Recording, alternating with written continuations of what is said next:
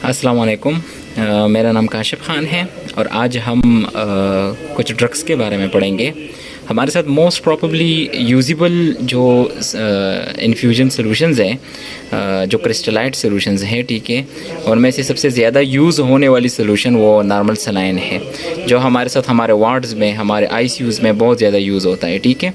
सो ये जो normal saline है, इसका जो कंपोजिशन होता है वो हमारे साथ मोस्टली इसमें वाटर होते हैं, ठीक है, और इसके साथ साथ इसमें सोडियम और क्लोराइड बहुत ज़्यादा होते हैं, ठीक है।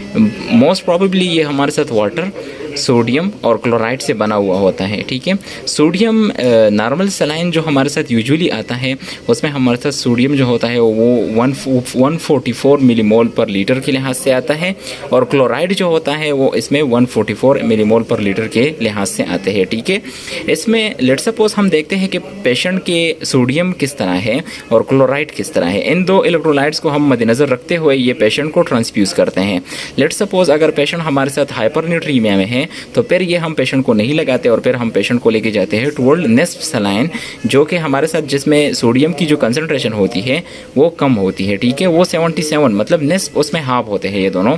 उसमें सोडियम और क्लोराइड 77 मिलीमोल पर लीटर और क्लोराइड भी 77 मिलीमोल पर लीटर के लिहाज से होते हैं, ठीक है। मोस्ट प्रॉबेबली ये हमारे साथ ये जो सोल्यूशन होता है इसको हम कंटिन्यूसली पेशेंट को लगाते हैं विद 100 ml या 150 ml पर आवर के लिहाज से, और ये आईसीयूज़ में हमारे साथ हाइपोवोलेमिक पेशेंट जो होते हैं उनको हम लगाते हैं।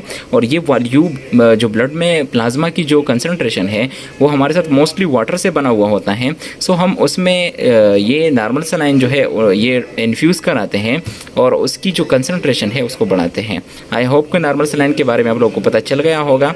लेट्स सपोज कोई कन्फ्यूजन है तो आप लोग पूछ सकते हैं।